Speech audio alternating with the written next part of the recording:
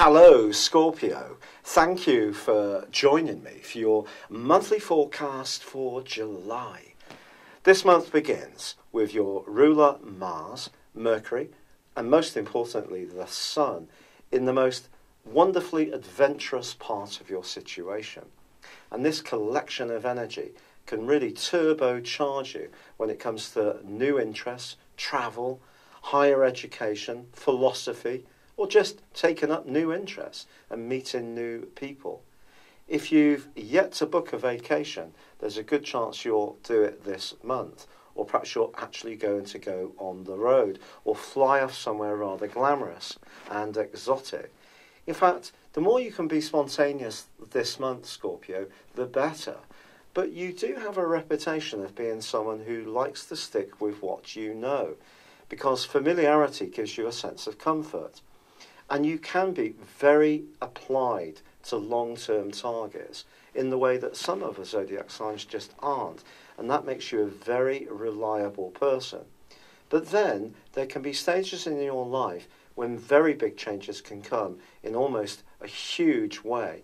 And that can be hugely exhilarating, but of course it can upset the proverbial apple cart. Now this could be a month, and it depends absolutely on you and your unique circumstances, where change in a big way may come about. You're certainly going to be talking a lot to people this month, and your ideas and your passion and persuasion are going to be very much to the fore. The story of this month begins on the very first day, when there is a quarter moon in the most private part of your situation. Yet with this adventurous, independent agenda that the Sun, Mercury and Mars are arranging for you, it may be difficult to keep something that is quite tender close to your chest. Then again, maybe your feelings are just going to be absolutely hypersensitive, or someone around you, they may be the one who's indiscreet. So I think when it does come to anything that's very important, especially a private matter, that is probably not the best of weeks to share something with someone you don't know awfully well, or at least someone you don't get a very good feeling about. But then again, it can be an opportunity to really tune in to the hidden side of your nature and just see what comes up from it, because the ninth house, where the Sun, Mars and Mercury are residing, is also the sector of truth. And this is a month when the truth may need to come out. Because also in the first week, your two ruling planets, your traditional ruler of Mars, your modern ruler of Pluto, are in opposition. And that is a very meaty opposition. If you are driving anywhere, it's going to be very important not to rush. Enjoy the journey. Mars is about impatience. And in this sector, it's about shrugging off any limitations or restrictions. But in opposition to Pluto, if someone does try to advise you, you could be resistant to that too. So your desire to create your own reality is going to be very strong in the first 2, even 3 weeks of this month. But this can create quite a lot of tension with other people who may see things differently to you, or have different value systems, or feel just as passionate and revved up by these planetary influences as you do. But Mars is about impatience, it is about drive, and Pluto is about power, but it's also about secrets. And if there is something you feel compelled to tell someone about, it will come out, and it will have ramifications. And then in week 2 of this month, it's the Sun's turn to be in opposition with Pluto. In this sense, I think that the Sun is asking you to be more considered about the changes you want. It's asking you to ventilate your world with new experiences, to not be quite so set in your ways. Now, Pluto could help it, or again, there could be some kind of confrontation. However, there is 2 big changes which occur on the 5th and the 6th. The sign of the planet of Venus moves from your sector of relating, where it's been blessing you with some wonderful harmonious energies, for the 28 days up until the 5th, well, that moves into the deepest, most passionate part of your scope, an area which is broadly in keeping with the energies of your zodiac sign. So your more sensual side is certainly going to be lit up by this.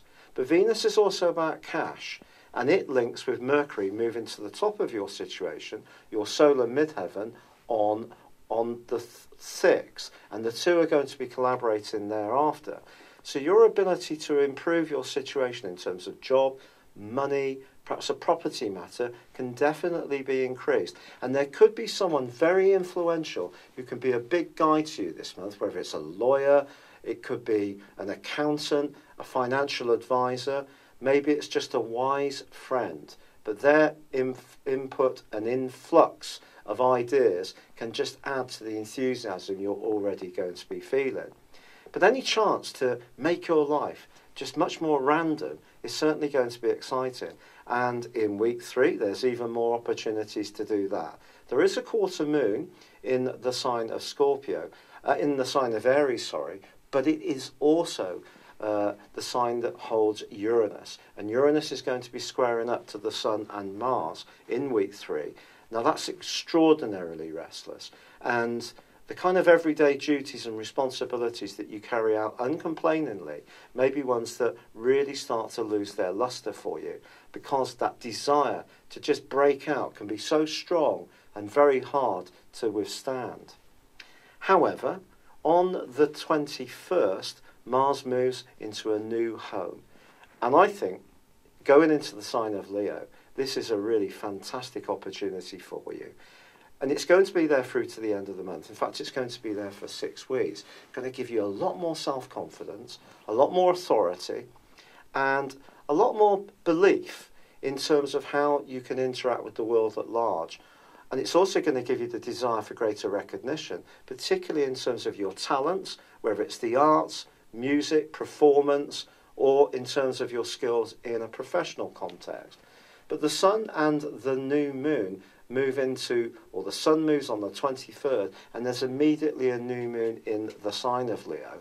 And that generally is going to give you a much greater appreciation of your goals, your ambitions. And if you have felt that you've been held back, or you're not going for things because you are fearful in some way, or you're staying only with what you know, the last 10 days of this month can see you make some radically powerful steps forwards. You're going to be on fire, Scorpio. People are going to become much more conscious of what makes you you. If you use this energy wisely, you can garner a great deal more respect for who you are and what you have to say. Some kind of extra responsibility or promotion can head in your direction. And what's going to help this is that on the 26th, Mercury moves into the sign of Virgo, one of the two that it controls. And your ability to network and cultivate good contacts can be just as important as your determination and willpower to improve your lot. Now, Venus does go into an opposition with Saturn from the 22nd to the 26th, suggesting in a close alliance, if there are differences between you and them in terms of cash and contributions or intimacy, that may be something that needs to be talked about very carefully. But your leadership skills can come to the fore towards the end of this month. Don't underestimate yourself. This is the month when you're going to find your voice, and you will not be silenced. And by its very end, people are going to be absolutely amazed by the motivation, drive and talent that you're going to be projecting out to one and all. It's been a real pleasure being with you. Thank you for joining me. Good luck and goodbye for now.